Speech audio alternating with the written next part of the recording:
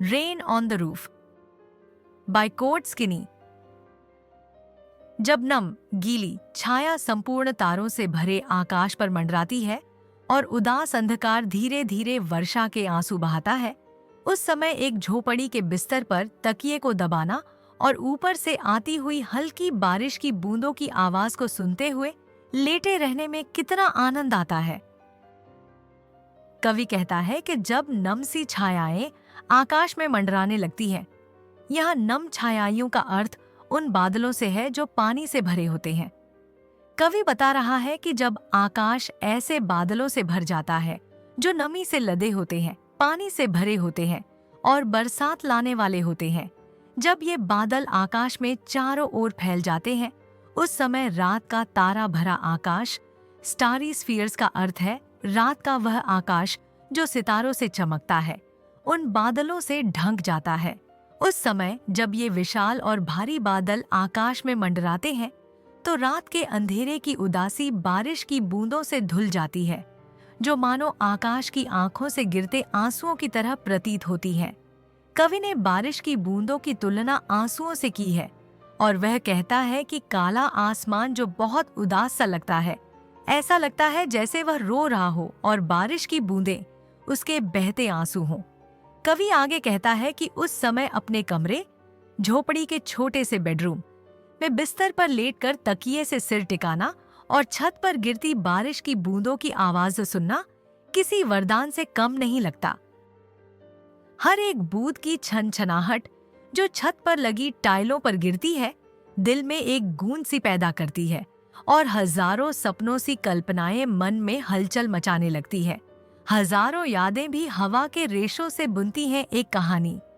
जब मैं ध्यान से सुनता हूँ बारिश की वो टप टप आवाज जो छत पर पड़ती है, कवि इस कविता में अपने उन भावों को व्यक्त कर रहे हैं जो उन्हें तब महसूस होते हैं जब वह अपने घर की छत पर बारिश की बूंदों की आवाज सुनते हैं।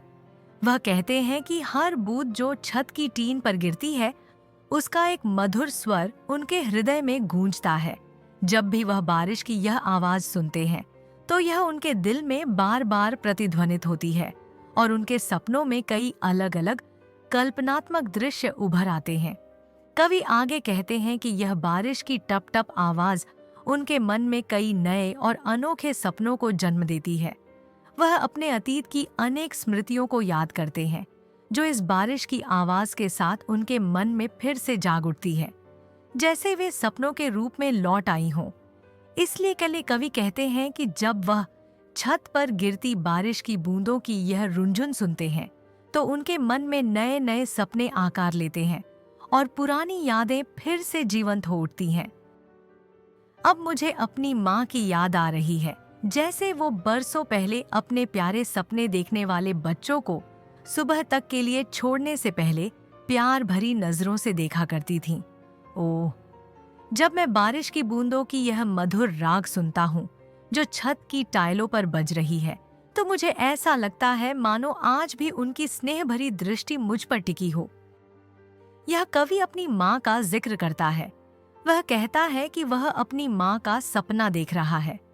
जैसा कि उसने पिछली पंक्ति में कहा था कि बारिश उसे अतीत की यादें दिलाती है। यह उसी अतीत की याद है जिसमें उसकी माँ हुआ करती थी, जो अब इस दुनिया में नहीं रही। अतीत में उसकी माँ उसे बहुत प्यार करती थी। वह उसे अपना लाडला समझती थी और सुबह होने तक उसे चैन से सोने देती थी ताकि वह मीठे सपने देख सके। कवि आज भी महसूस कर सकता है कि उसकी माँ उसे देख रही है जब वह अपने कमरे की छत पर गिरती बारिश की बूंदों की धुन को सुनता है।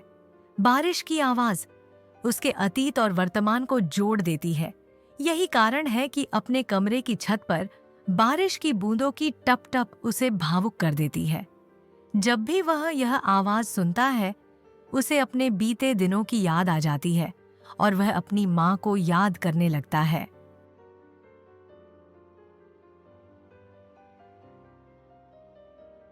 अगर आपको ये वीडियो पसंद आया तो एक लाइक ज़रूर करें और इसे अपने दोस्तों के साथ शेयर करें।